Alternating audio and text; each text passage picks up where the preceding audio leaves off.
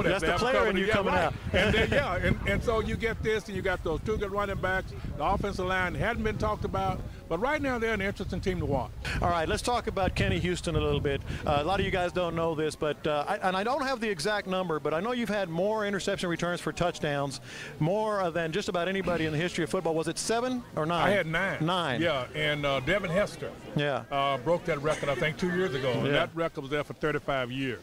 I think I still have one. I'm tied for one, the most returns. Block kicks? No, the most returns. Yardage. In a year. Yeah. In a year. Yeah. I mean, most interception return in a year, and I think it's 5.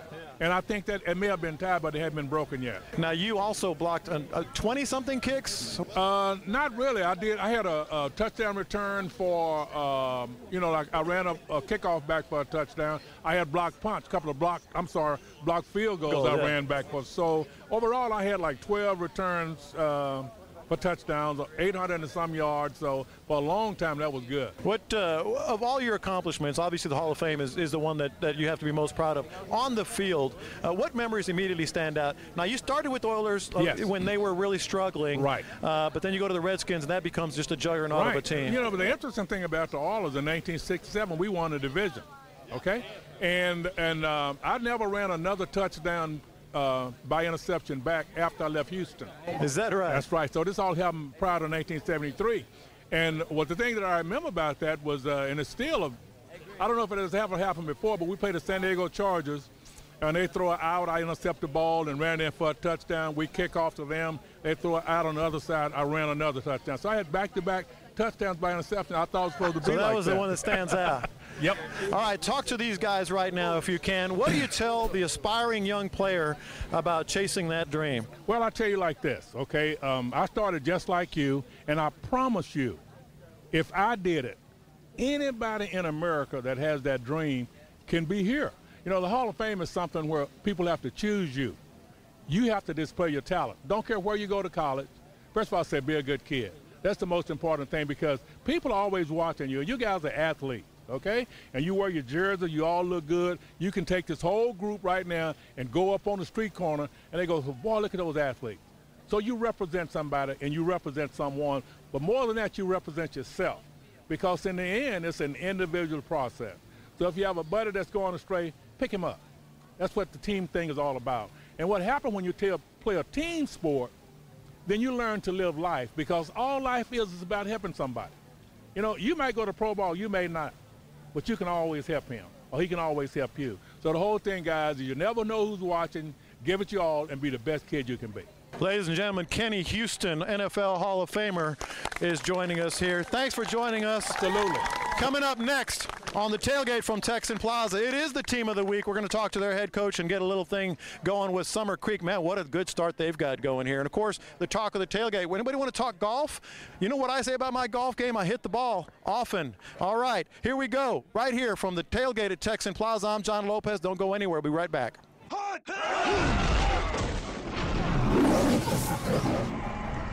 Hey, Bert Brocker here, head coach of Texan Buick GMC, and I'm with Keith Rushing, Memorial Hermann Northeast administrator. And as you can see by looking out in the field, Memorial Hermann was one of the first big sponsors out here. Then I got an opportunity to come out here and get the entrance. Tell me a little bit about y'all's involvement out here in the community. Yep. Well, Memorial Hermann Northeast for the second year in a row now is one of the official sponsors, as well as Texan Buick GMC. One of our main responsibilities with our sponsorship is to make sure the kids stay healthy.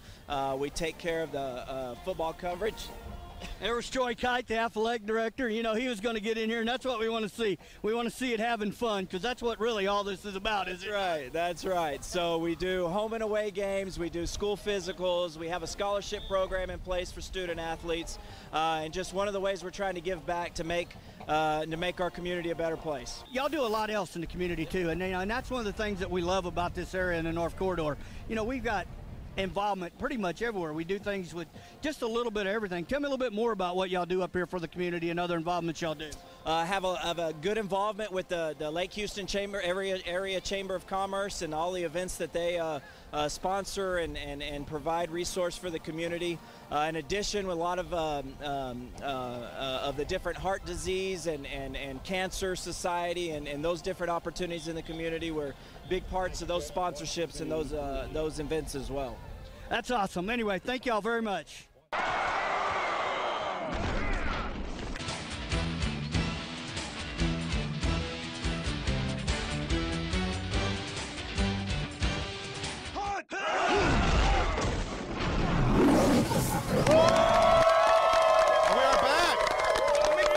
Tailgate at Texan Plaza, Turner Stadium. All this is brought to you by Texan Buick GMC and the coach, we call him Bert Brocker. I know he wants to get in on this because he's all about the community and the schools, and we got all of that on display right here. I'm John Lopez, but right now joining me is Coach Ford from Summer Creek. And Coach, man, congratulations, first of all. You got yourself a squad this year. Thank you. I don't want to talk about that too loud because then they get the big head there sitting right here. We can't say too much. But let's talk about that, the start. You went 2 years without seniors. Did you play 2 years ago, varsity schedule? No, sir. We played 1 year. Last year we played our first varsity season, no seniors. Went 3-7. Close in a lot of other games. Had a, I felt like a successful inaugural season with the fact no varsity experience and no seniors, and we were very competitive. And my son started at Atascocita when they were first building, and to me the difficult thing is the school pride. It comes, but there has to be. I mean, there's no tradition. There's no big brothers that went there. There's no big sisters that went there, and yet it does come. How's that process been with Summer Creek? Well, I think we've been very fortunate at Summer Creek. We've got excellent leadership in administration, coaching staff, teachers. We have a principal, Trey Kramer, that really takes pride in instilling that. I mean, he's all about pride, and attitude is everything is our motto, and we just, as a group, have done a great job, I think, doing that, and the kids take part.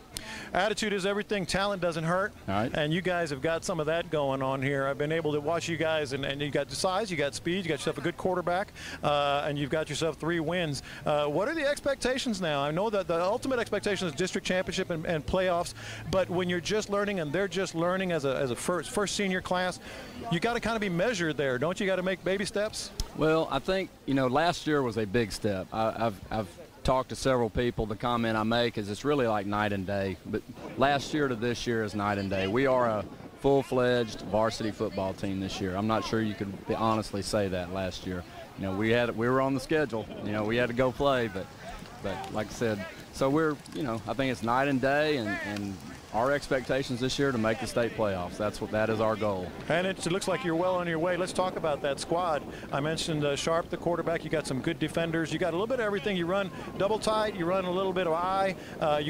First of all, if people don't know, you came from North Shore, and they know a thing or two about football there. Right. What have you been able to bring from there and implement with this squad? Well, I was the offensive coordinator there 9 years, and when I was hired, I was able to bring one of our defensive coaches from North Shore, and he's our defensive coordinator, and so we've installed a lot of the things that we did at North Shore in terms of off-season program, what we do on offense and defense, special teams, all very similar. It's basic sound football, though. I think fundamentals is what wins football games. Be excellent blockers and tacklers and take care of the football. Now, there is an advantage, and Bert Brocker, the coach over there that we call, has a lot to do with it. You've made this stadium as a destination point. Kids want to play in this stadium, and certainly a new school. Kids want to be at a new school when you see Texan Plaza and all this. That's an advantage as a head coach, isn't it? I think so. I just think in general it's a great area. The 5 high schools that we have in this district, it's a great area to live. It's attractive to families, and so we're going to have good kids to work with. You do have good kids. Guys, congratulations. Give yourself a hand, a little whoop whoop. I know you like to bark. This is Coach Brian Ford. That is the Texan Buick GMC Team of the Week. All right, let's talk about your golf team. I know I see you guys in my backyard all the time over at Walden on Lake Houston. Tell me about the boys squad first and some of the things you've been able to really accomplish a lot in just a short order of time. Well, I got here 4 years ago. This is my 4th year, and one thing I want to establish was team goals, and 480s and a team score is 320, and that's not bad to start with, and we weren't even getting close to that. Yeah. By the end of the year, we broke that. We shot 317, 319. Next year, we set a goal. We shot 311. Last year, shot 305. So this year, we're going to keep setting those goals a little higher, or a little lower. Yeah, a little lower in the golf. Now, golf obviously is one of those sports where it's an individual sport, Angela, around a team concept, and that's something that can be hard to implement. I mean, kids are kids. kids, we would be the same way. When we play golf, I want to know what I shot, but there is a team aspect to it. Exactly. I tell you, we've got kids that come in, and some of them are raw beginners. I mean, when we get them in the 9th grade, some of them have never seen a club before. And so we want to make it fun. We want to get them started. They understand that it is a team game and that their score counts and that it matters, you know, when you miss those 3-footers or you know, you can help the team when you actually, you know, come through and make a long putt at the end of the match. You got your whole team out there watching you, and it becomes more, not so much individual, a lot more team. You're playing for each other. Exactly. She hit on something I wanted to also follow up on. Rules of golf, very much, well, the most important thing, really, in the game. And even us hackers, we don't know them all. I mean, that's got to be something that is #1 when you first start these guys. Yeah, and let me make sure I'm right. There's only 35 rules of golf, but there's A, B, and all the depth into those. I know about 5 of them. Yeah.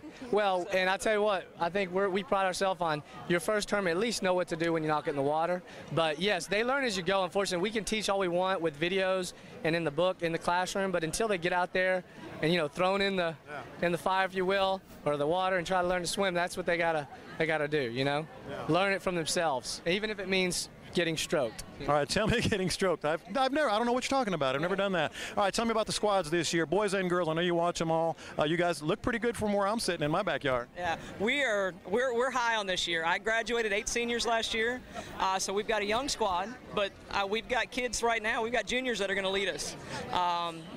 We've got 2 kids that are 11th graders, and they're going to be able to hopefully shoot in the 70s. That's their goal. We went through team goals, and that's what they want to be our leaders. We just need 2 more to hang on and come with us. So we've got 25 to pick from. We just need 2 more. All right, I think that deserves a cheer. Let's get the cheer. What's that? Well, this is one of my senior golfers, and I think for the boys, it's indicative of our leadership of our 3 seniors. I think we can meet that goal of 304 if this guy right here helps us. This is Matt Doyle. Matt, I like you because you're wearing the right hat. Thank you, sir. All right, let's get some cheerleaders over here before we get out of here. I know they've been so good for us. Girls, we got Summer Creek, we got Atascocita Golf. What do you have to say? Let's give you your best. Hey, hey, hey, let's go. Hey, hey, hey, let's go. Hey, hey, hey. This is the tailgate at Texan Plaza. I want to do a couple of shout-outs. Y'all can cheer too if you want. I want to do a couple of shout-outs before we go. Of course, the crew right out here at Texan Plaza. Provicom, they do a fantastic job. Humble ISD Athletic Director Troy Kite, we talked to him today. You saw him. He does a great job out here. And, of course, the head coach, Bert Brocker, he's over there schmoozing with people. Are you selling any cars over there, Bert?